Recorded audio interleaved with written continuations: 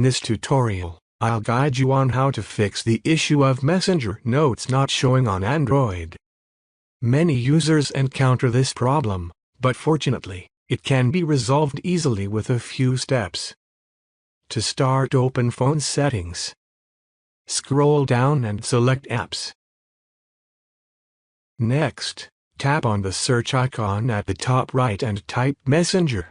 Select Messenger from the search results.